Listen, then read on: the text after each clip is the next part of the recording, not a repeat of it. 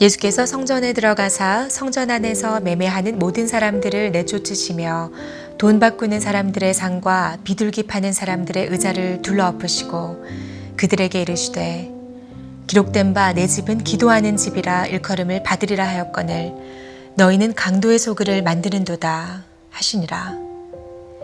맹인과 저는 자들이 성전에서 예수께 나오매 고쳐주시니 대제사장들과 서기관들이 예수께서 하시는 이상한 일과 또 성전에서 소리질러 호산나 다윗의 자손이여 하는 어린이들을 보고 노하여 예수께 말하되 그들이 하는 말을 듣느냐. 예수께서 이르시되 그렇다. 어린 아기와 젖먹이들의 입에서 나오는 찬미를 온전하게 하셨나이다 함을 너희가 읽어본 일이 없느냐 하시고 그들을 떠나 성 밖으로 베다니에 가서 거기서 유하시니라. 이른 아침에 성으로 들어오실 때에 시장하신지라. 길가에서 한 무화과 나무를 보시고 그리로 가사 잎사귀 밖에 아무것도 찾지 못하시고 나무에게 이르시되 이제부터 영원토록 내가 열매를 맺지 못하리라 하시니 무화과 나무가 곧 마른지라. 제자들이 보고 이상히 여겨 이르되 무화과 나무가 어찌하여 곧 말랐나이까.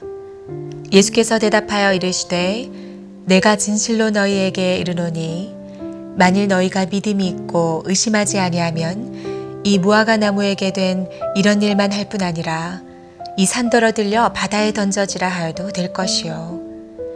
너희가 기도할 때 무엇이든지 믿고 구하는 것은 다 받으리라 하시니라. 예루살렘에 들어오신 예수님은 성전으로 발걸음을 옮기셨습니다.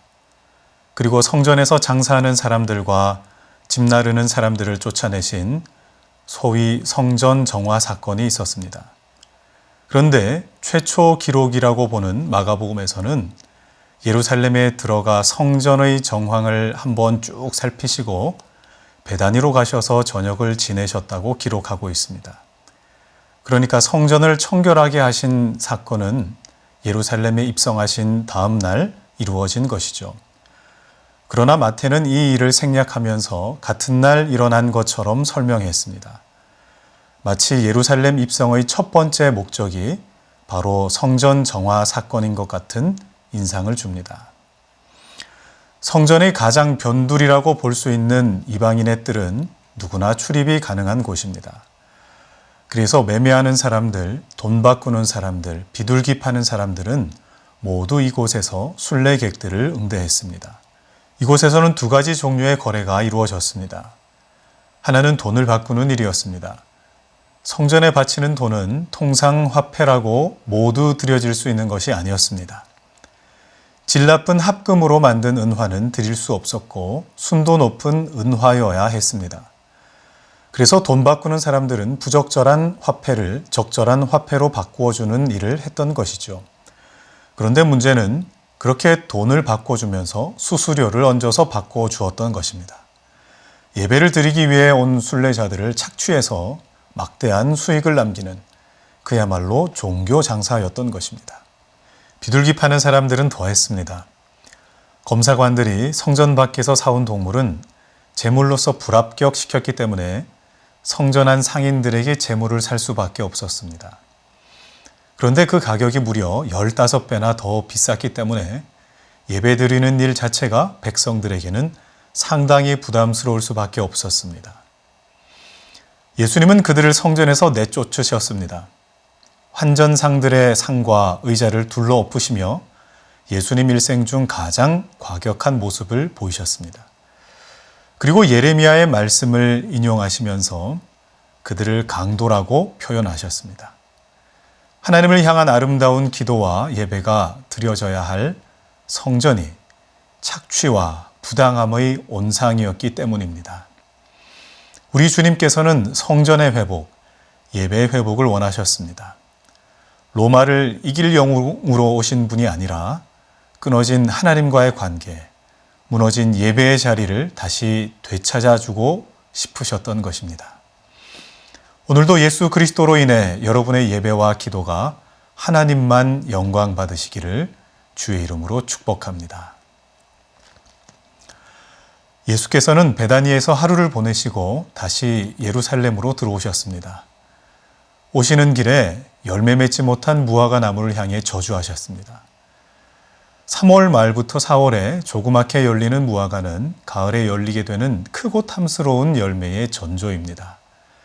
그때 작게나마 열매를 맺어야 가을의 열매를 기대할 수 있습니다. 그런데 오늘 예수님이 저주하신 무화과 나무는 아무런 열매가 없었습니다. 그저 모양만 무화과 나무였습니다. 예루살렘에는 이런 모양만 무화과 나무 같은 사람들로 가득했습니다. 풍성한 열매로 유익함을 주는 사람들이 아니라 모양만 그럴듯하고 자리만 차지하고 있는 유대교 지도자들이 바로 그들인 것입니다. 디모데후서 3장 5절에는 이렇게 말씀합니다. 경건의 모양은 있으나 경건의 능력은 부인하니 이 같은 자들에게서 내가 돌아서라. 오늘도 하나님은 예배하는 자들을 찾으십니다. 많은 예배자들 중에서도 하나님이 찾으시는 예배자는 따로 있습니다. 여러분이 머무는 삶의 자리에서 모양만 그리스도인이 아니라 여러분의 말이, 표정이, 생각과 삶이 예배가 되시기를 주의 이름으로 축원합니다. 기도하겠습니다.